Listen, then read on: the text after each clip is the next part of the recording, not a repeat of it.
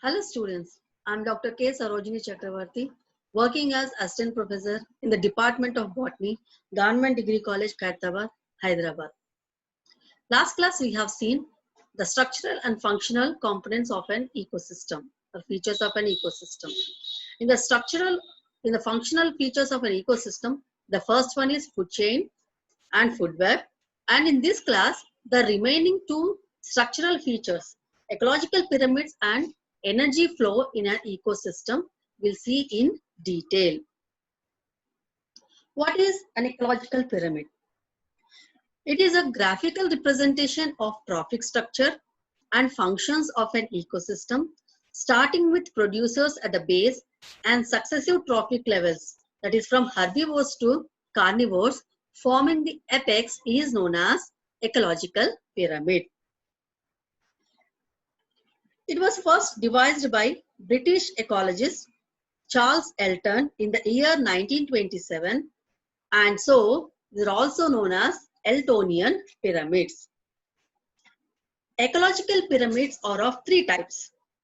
First one is pyramid of numbers, second one is pyramid of biomass, third one is pyramid of energy. We'll see each one in detail. First we'll go with pyramid of numbers. Pyramid of numbers represents the number of individual organisms which are present at each trophic level. It may be upright or inverted depending upon the type of ecosystem and the food chain. We'll see what is pyramid of numbers. It means each trophic level or food level is occupied by number of individuals. So the number, depending on the number, the pyramid, the shape of the pyramid, it depends. So first we'll see one example, that is grassland ecosystem. In a grassland ecosystem, the pyramid of number is upright. Why it is upright? Can you make out why it is upright? It is upright because the base of the pyramid is occupied by the producers. The producers are nothing but green plants.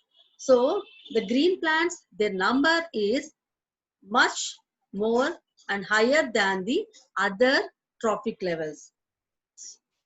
After the green plants, the next trophic level or food level is occupied by the primary consumers, nothing but herbivores, rabbit, rats, lizards, all this comes here.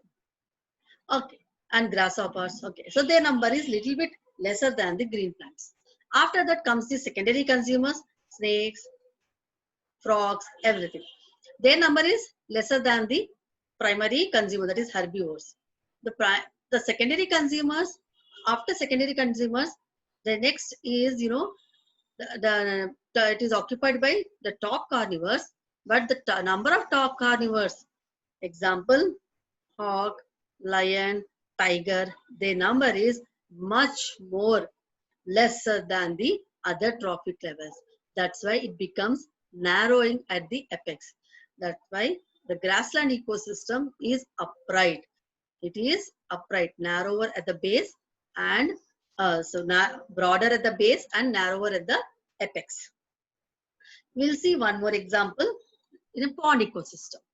In a pond ecosystem also, the pyramid of numbers is upright. Why? Because the base is occupied again by the producers which are more in number.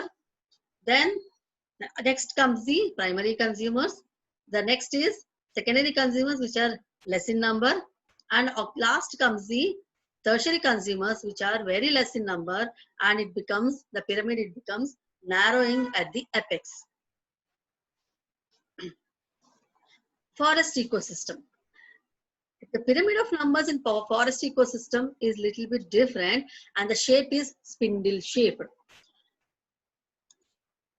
It is narrowing at the base and the apex and it is broader at the middle. The shape is known as spindle shape. Why? Because in a forest ecosystem, the producers are trees which are, when compared to number, they are less than the primary consumers, that is herbivores. The number of primary consumers, that is herbivores, are more than the producers. So elephants, deer, rabbit, their number is more than the trees. And these primary consumers or herbivores, their number is much more than the secondary consumers. The secondary consumers are fox, lizard, snake, etc. And last occupies the tertiary consumers are the top carnivores, where their number, like a lion, the number of lion, tiger, their number is still very less. That's why forest ecosystem, the pyramid is spindle shaped. We will see one more example, that is parasitic food chain. The parasitic food chain, when you compare to numbers, it is inverted. Pyramid is inverted. Why it is inverted? Because the producers, again in parasitic food chain, are the trees. Their number is less in number. Okay. So on these producers, that is big trees, are dependent on the fruit eating and the insect eating birds, which are large in number than the producers. On these herbivores or fruit eating birds are, on these they depend on the ectoparasites such as lice, bugs, etc. On these ectoparasites, they are fed upon by the hyperparasites such as fleas, microbes, fungi, bacterium, actinomycetes, etc. Where their number, as they are microscopic in nature, hyperparasites number is much more higher than the ectoparasites, and ectoparasites number is much more higher than the birds, that is herbivores, and where their number is much more higher than the producers, which are less in number. That's why producers, it forms the narrow base, and the hyperparasites, they form the broad apex. That's why parasitic food chain is inverted. Next is pyramid of biomass. What is biomass? Biomass is nothing but dry matter. So pyramid of biomass is based upon the total biomass, that is dry matter per unit area at each trophic level in a food chain. So again we'll see examples of different ecosystems in pyramid of biomass. First one is forest ecosystem. Biomass means, as we said, it's a dry weight or a dry matter per unit area. In a forest ecosystem, the pyramid of biomass is upright. Why it is upright? Because the base is occupied by the big trees, where their biomass is much more higher than the next trophic level, that is primary consumers herbivores, that is squirrels, deer, birds, mouse, etc. Their biomass is lesser than the big trees, and these are fed upon by the secondary consumers, where their biomass is less than the herbivores, and ultimately the last is occupied by the tertiary consumers or the top carnivores like bear, lion, tiger, hawk, eagle, etc., where their biomass is lesser than the other trophic levels. That's why the pyramid of biomass in forest ecosystem is upright. Now we will see how it will be in pond ecosystem. When you come to pond ecosystem, there is, complete reverse of forest ecosystem. Here it is inverted. Why it is inverted? Pyramid of numbers of pond ecosystem is upright, but pyramid of biomass is inverted. Why? Because though their producers numbers are more, like phytoplanktons are more in number, but their biomass, when you take the dry weight of these phytoplanktons, it is very less when compared to the primary consumer, that is herbivores, that is small fish. So these small fish, the biomass of small fishes is much more than the producers. After herbivores, it is occupied by the carnivores, where their biomass is very much higher. So like this, if you go towards the carnivores from producers, there is increase in biomass. That's why in the pond ecosystem, the pyramid of biomass is inverted. Last of ecological pyramid is pyramid of energy.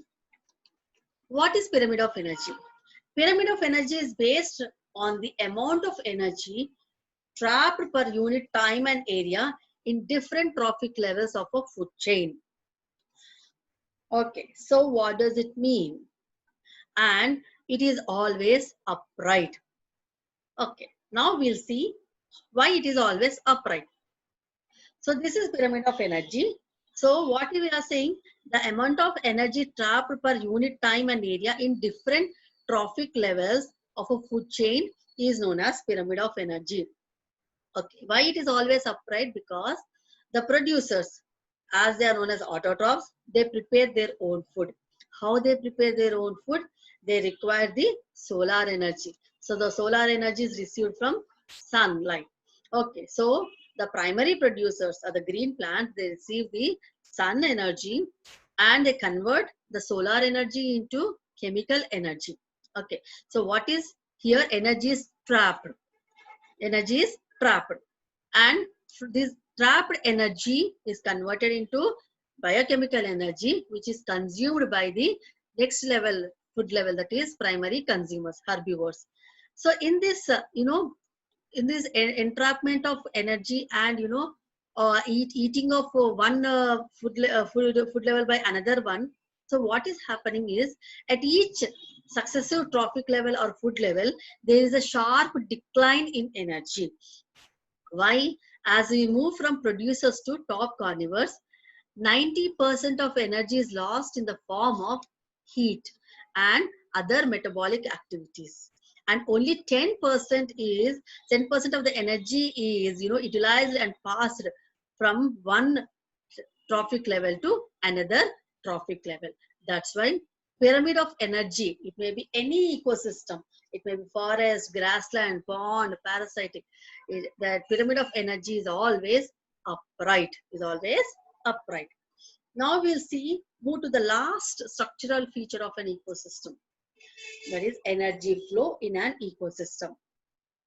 The functioning of ecosystem depends on the flow of energy through matter. The most important feature of energy flow is that it is unidirectional, and it means it flows only in one direction. The energy captured by autotrophs, that is green plants or the producers, does not revert back to again solar input or to the sun. That's why energy flow is always unidirectional. Again, we'll see an example. Same. Look, in this picture, very clearly we can say producers are, like green plants, are trapping the solar energy. Okay, so the solar energy is getting converted into biochemical energy through the process photosynthesis.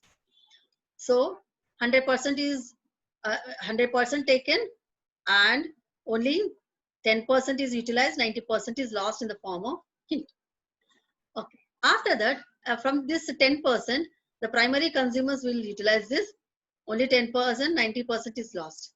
Like this, from one trophic level to another trophic level, when energy is passed or transferred, so what happens? It is 90% is lost in the form of heat and other metabolic activities, and only 10% is used. But after reaching the top carnivores, does the energy again goes back to sun? No. Sun is only the giver. Sun is only the giver. It gives the solar energy or the radiant energy. But again, sun does not take the energy from the trophic levels. That's why flow of energy is always unidirectional. So it is always one way. Unlike nutrients like carbon cycle, nitrogen cycle, or phosphorus cycle, which moves in a cyclic manner, that's what we are saying is a biogeochemical cycles, and are reused by the producers after flowing through the food chain. But energy is not reused in the food chain. It is moved or transferred from one trophic level to another trophic level. Also, the flow of energy follows the two laws of thermodynamics. What is the first law of thermodynamics? The first law of thermodynamics states that energy can neither be created nor destroyed, but it can be transformed from one form into another form. So, the solar energy captured by the green plants or the producers gets converted into the biochemical energy of the plants, and later on it is consumed by the next trophic level, that is herbivores, and the herbivores are eaten by the next trophic level, that is secondary consumers. So here the energy is transforming from one form into another, okay, but it is not created, not destroyed, but it can be stored.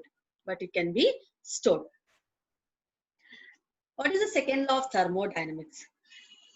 Second law of thermodynamics states that every transformation or transfer of energy is accompanied by its dispersion. So what is dispersion? Dispersion is nothing but loss. Though there is a transfer of energy is there, at the same time there is loss of energy is also there from one trophic level to another trophic level. That is one food level to another food level in an ecosystem. As energy flows through the food chain, there occurs dissipation of energy at each trophic level, and the loss of energy, it takes place through respiration, excretion, digestion, and other metabolic activities. So we take food, so we are utilizing the food. So when you are utilizing or consuming the food, what we are doing, so that consumed food is utilized for different metabolic activities in a day-to-day life. So what we are doing, we are consuming the energy, and when you are consuming the energy, at the same time we are transferring them into stored in the form of energy. So while we are storing, some energy is also lost. Okay, so this is known as dissipation or dispersion.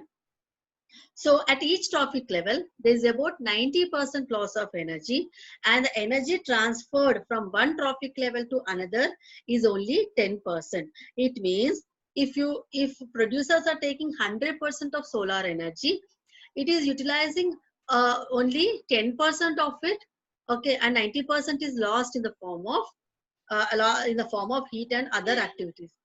And whatever 10% is there, from that it is consumed by the herbivores, and again 90% is lost, only 10% is again it is stored and it is transferred to next food level or trophic level. So like this, in a food chain or in an ecosystem, from one trophic level to another trophic level, 90% of energy is lost, and only 10% of energy is transferred from one form to another, and there is no reversion of energy back to sun. So it is unidirectional. With this, structural features of an ecosystem is completed. In the next class, we'll see biogeochemical cycles.